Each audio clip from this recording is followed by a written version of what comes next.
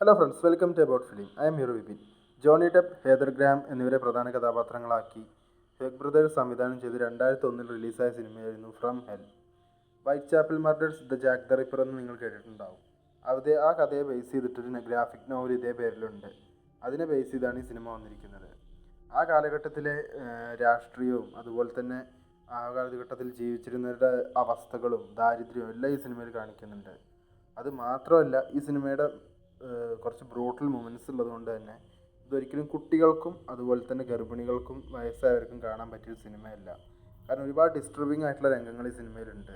ഒരുപാട് ന്യൂഡിറ്റി ഈ സിനിമയിൽ കാണിക്കുന്നുണ്ട്. അതുപോലെ തന്നെ ഒരുപാട് വയലൻസ് ഈ സിനിമയിലുണ്ട്. ഒരിക്കലും കുട്ടികളും ഗർഭിണികളും ഈ സിനിമ കാണരുതെന്നാണ് എൻ്റെ അഭിപ്രായം. ഇനി ഈ സിനിമയെക്കുറിച്ച് പറയുകയാണെങ്കിൽ വളരെ മികച്ച രീതിയിൽ തന്നെ ചിത്രീകരിച്ചിട്ടുള്ളൊരു സിനിമയാണ്.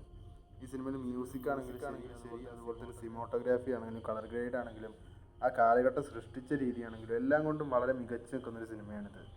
പ്രത്യേകിച്ച് ഇതിൽ ഇവാൻ ഹോളം എന്ന് പറഞ്ഞ പെർഫോമറുടെ പെർഫോമൻസ്, അദ്ദേഹത്തിൻ്റെ പ്രത്യേകിച്ച് ക്ലൈമാക്സിലേക്കൊക്കെ അടുക്കുമ്പോൾ അദ്ദേഹത്തിൻ്റെ പെർഫോമൻസ് എന്ന് പറയുന്നത് വേറെ ലെവലാണ്.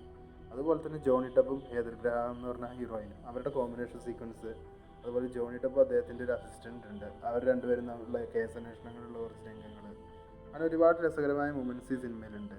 ആ കാലഘട്ടത്തിലുള്ള ഒരുപാട് ആചാരങ്ങളും ദുഷ്ടതയും അതുപോലെ നമുക്കൊരുപാട് ഇത് തുറന്നു തരുന്നുണ്ട് ഈ സിനിമയിൽ. അതായത് ഒരുപാട് നമ്മൾ ചിന്തിക്കാത്ത, ഓക്കെ ഇത് ഇങ്ങനെയും നടക്കാം എന്ന് നമുക്ക് തോന്നിക്കുന്ന രീതിയിലാണ് ഈ സിനിമ മേക്ക് ചെയ്ത് വെച്ചിരിക്കുന്നത്.